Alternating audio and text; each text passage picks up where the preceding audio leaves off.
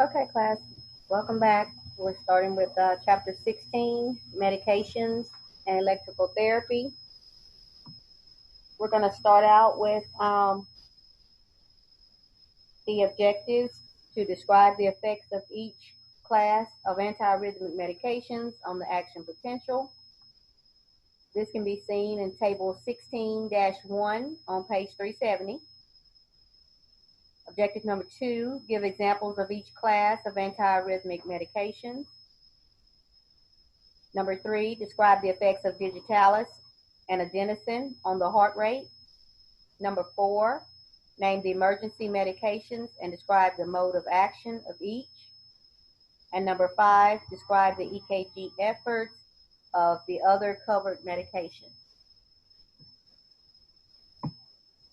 So antiarrhythmics, and here we see just the illustration, antiarrhythmic school of dance. If you've got good rhythm, you can dance to any beat. Antiarrhythmic drugs are agents that suppress abnormal cardiac rhythms. There's different classes. You have class 1A, 1B, 1C, class 2, class 3, class 4, and then there's the digoxin and adenosine. So here's an illustration of the action potential and where each class of these drugs affect the action potential, okay? So we see class 1, which is your sodium channel blockers. They affect the action potential in phase 0. Class 2, which are your beta blockers, and they affect the action potential in phase 2. Class 3, which are your potassium channel blockers, and they affect the action potential in phase 3. And then you have class 4, your calcium channel blockers, and they affect the action potential in phase 2.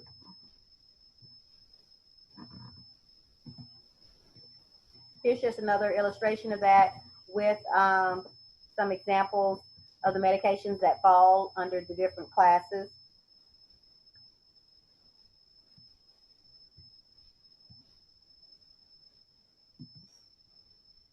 Okay, so let's break the classes down and talk a little bit about each one. So your class 1, your sodium channel blockers, they interfere with the sodium influx into the cardiac cell during depolarization of the ventricular myocardium. They affect the action potential in phase 0. And then you have two classes, your class 1A, and examples of that are quinidine and procainamide. On the EKG, you may see prolonged QT intervals and or wide T waves. And these drugs are used as treatment for ventricular and supraventricular arrhythmias. They're no longer favorable because there are other safe, more therapeutic meds that are out now. So your class 1B, examples would be lidocaine and tocainamide. They're used to treat ventricular arrhythmias only. And they work by suppressing the ventricle's irritability and raising the fibrillatory threshold, making it less likely that the ventricles will fibrillate. Okay, and this is just another illustration of how to remember those areas of the action potential. And it's called Bachman.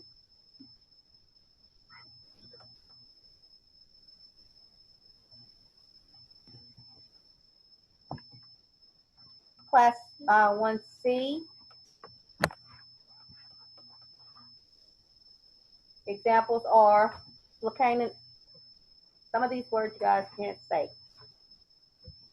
Flecainide and propanol works by slowing impulse conduction, and they're used to treat SVT and ventricular arrhythmias. These drugs are also prone to causing arrhythmias. So you'll see it with a lot of these medications. They're given to treat one thing, but then they cause another. And they're used only in life-threatening situations. So with these, you have a risk of cardiac arrest and sudden death. So these are not commonly used, but they may be used in severe ventricular arrhythmias. Class 2 is your beta blockers. Beta blockers slow the heart rate by blocking sympathetic nervous system's beta receptors. Beta blockers slow the process of depolarization. And beta blockers should be used cautiously with asthma patients and heart failure patients because the beta 1 receptors, which are your respiratory, your heart, I'm sorry, your beta 2 are your respiratory.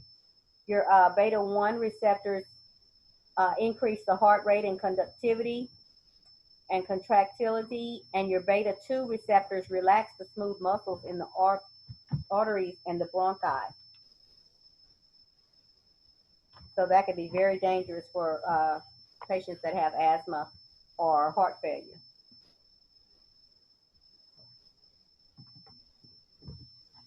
Beta blockers are used to treat supraventricular tachyarrhythmias. They work by depressing the action potential of phase 4, and some examples are propranolol and metoprolol. Your class 3 potassium channel blockers interfere with the movement of potassium into the cardiac cell during phase 3 of the action potential.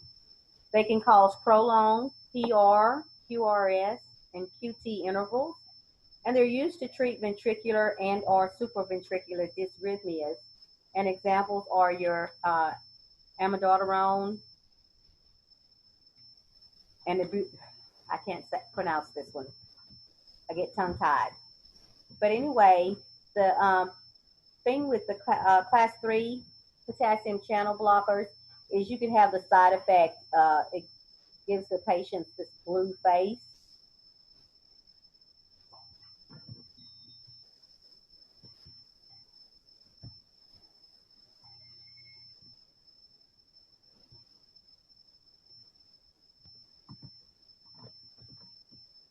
Your class 4 are your calcium channel blockers. And your calcium channel blockers interfere with the influx of calcium into cardiac cells during phases 1 and 2, and they slow phase 4's action potential. They cause a prolonged PR interval and slower heart rate, and they're used to treat supraventricular arrhythmias. And examples of them are verapamil and diltiazem. And so with some of these medicines, you want to avoid grapefruit because the juices in the grapefruit inhibit the intestinal enzymes and can decrease these drugs' metabolism. It says it's sad but true, but for grapefruit lovers, the juice can increase the potency of some of these medications, and it's just not worth it because that could be very dangerous, and you can become toxic. Here's just another illustration of your action potential and which class affects it at which phase. Here you have your class 1A, 1B, and 1C are drugs that reduce the movement of sodium ions into the cell during phase 0. Your class 2 drugs inhibit adrenergic stimulation of the cardiac tissue by depressing phase 4 spontaneous depolarization and slowing the sinoatrial node impulses. And as she slides on down, we see class 3 drugs prolong phase 3, which increases repolarization and refractoriness. And class 4 drugs inhibit calcium, slows the influx during phase 2, which lengthens the phase, and they also depress phase 4 and lengthen phase 1 and 2. Okay, so here's just another breakdown of your antiarrhythmic medications, and this is table 16-1 in your text.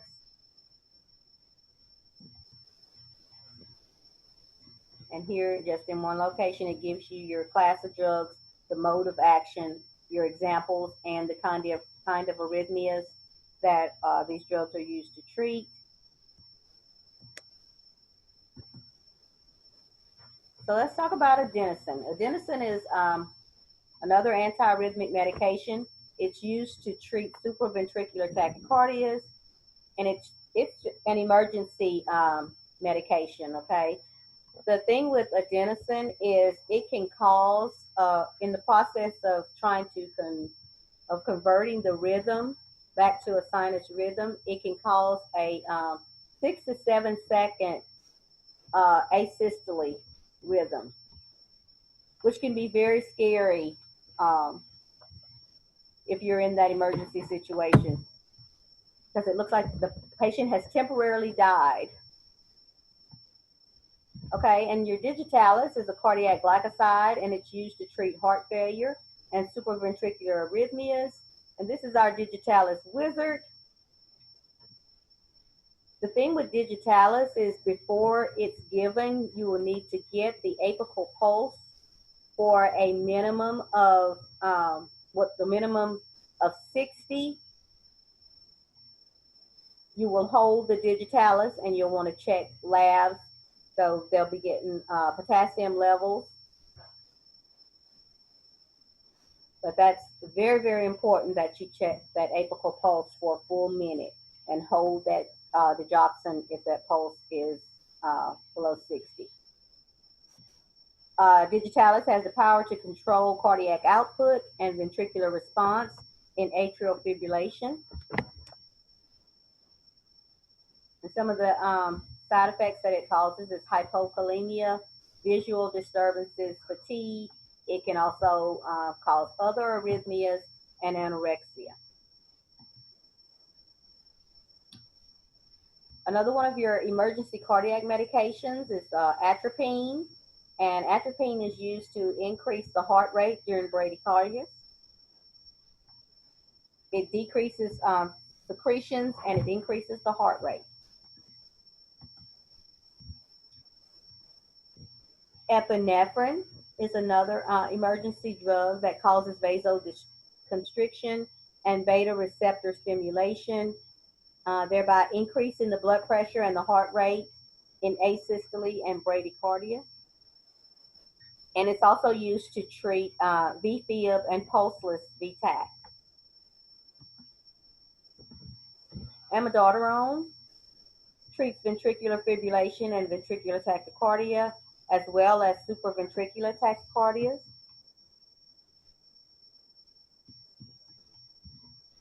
And then here's another cute illustration of the action of amiodarone. And this is the enforcer. They use me to protect you from recurrent life-threatening ventricular fibrillation and ventricular tachycardia by decreasing the cardiac conduction and automaticity. Be careful with this drug. Its effects can last a long time. You need to monitor for progressive pulmonary problems, shortness of breath, and decreased breath sounds, as well as cough with rales. And also watch for some other heart side effects such as bradycardia, AV block, hypotension, and visual problems.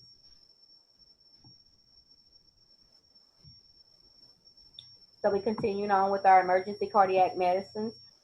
Sodium bicarbonate decreases the acidity of the blood during cardiac arrest.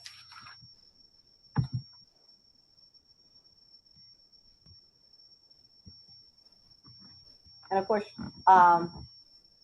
many people don't view oxygen as a drug, but it is considered a drug. It increases tissue oxygenation during cardiac emergencies. And here's your illustration, your table 16-2 in the text, a summary of each of the emergency medications and their mode of actions and what they're used for.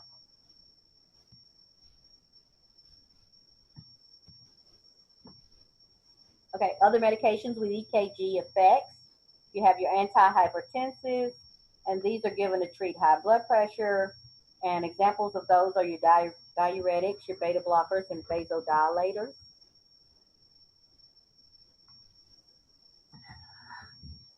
Your diuretics are given to increase urine output in patients with heart failure, renal disease, or hypertension. They can cause dehydration and hypokalemia. And examples of these are your furosemide, which is your Lasix,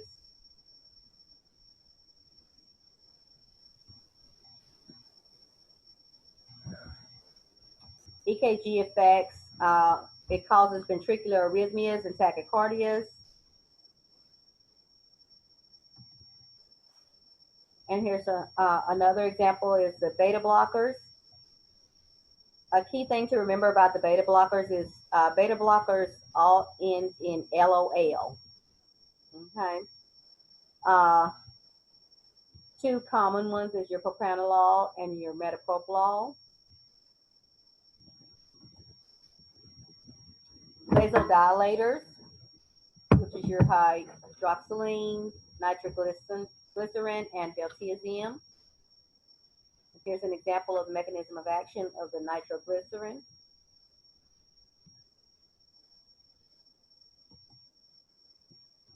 So your nitrates are given to help relieve chest pain.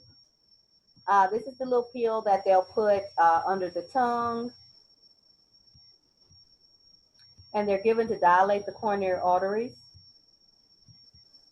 A key thing to be aware of is that these can cause a blood pressure drop, and it can also result in tachycardias. If the blood pressure is too low for long enough, it can cause myocardial ischemia and or heart attack, okay?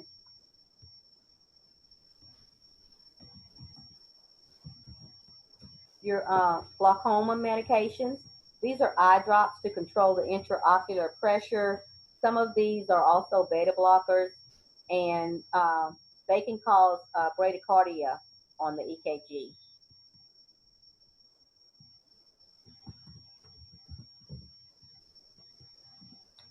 Then you have your erectile dysfunction medications, and these can cause profound hypotension and other EKG effects. It can cause cardiac ischemia, tachycardias, and also heart attacks, especially if taken along with prescription nitrates, such as nitroglycerin for chest pain.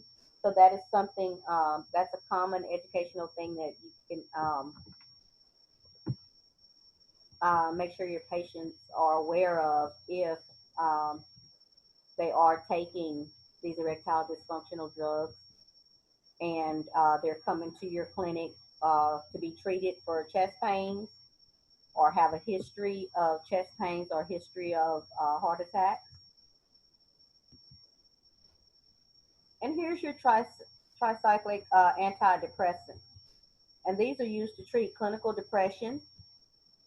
Some of the EKG effects of these are bradycardias, including AV blocks, sinus tachycardia, unstable ventricular arrhythmias. They can cause asystole, widened QRS, prolonged PR, and QT intervals. And these are examples of these would be a common one is the amitriptyline that you may see.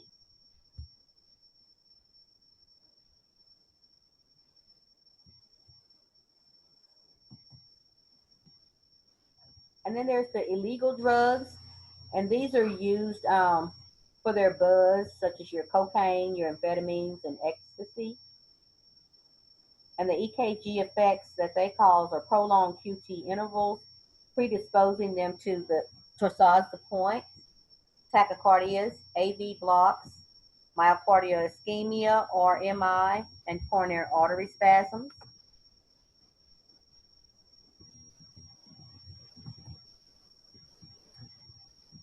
And here's a list of your methamphetamine effects on the body.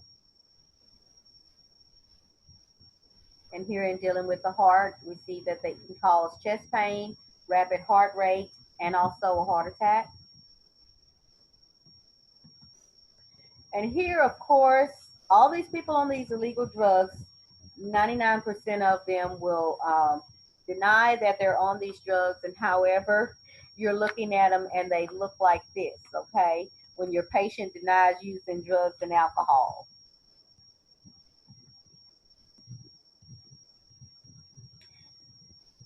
So we're going to stop there, and we'll pick up with the thrombolytics and anticoagulants next lecture. Well, let's go ahead and cover it right now. So your thrombolytics are used to dissolve your blood clots that causing heart attacks and strokes. This is what they're going to get, okay, when they, this is the drugs that you want to give within the 30 minutes that we talked about in last lesson with the MIs. So the effects of these, they could show elevated ST segment. I'm sorry, they can cause your ST segments to go back to normal because they're given to break up the clots that are causing strokes or heart attacks. And so your anticoagulants is a similar medications used to prevent blood clots in patients with atrial fibrillation and other disorders. And the EKG effects of those are tachycardias if they result in bleeding. So cardiac medications, do's and don'ts. So if you or family members or someone you know is on cardiac medications, you'll want to make sure they know to tell their physician or pharmacist if they have an allergy to any medications. Carry a medical identification card, which lists all the medications you're currently taking and your diagnosis. Update the card each time the medications change, and review your card for accuracy every 2 to 3 months. And this is not something that you guys will be tested on. It's just this is just some general information, just some good pointers to know about cardiac medications. Okay. Consider safety measures when taking these medications. Only take the medications ordered for you by your physician. And some of the don'ts are: never chew or crush time-release medications. Never take medications ordered for another person.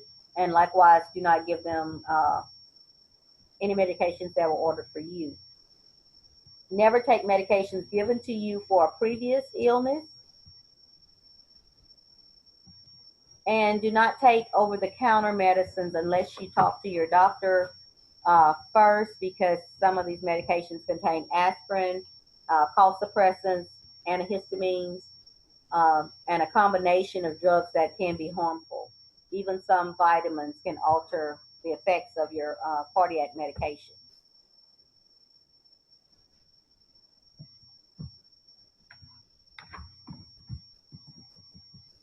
Okay, and that's all I have for you guys today.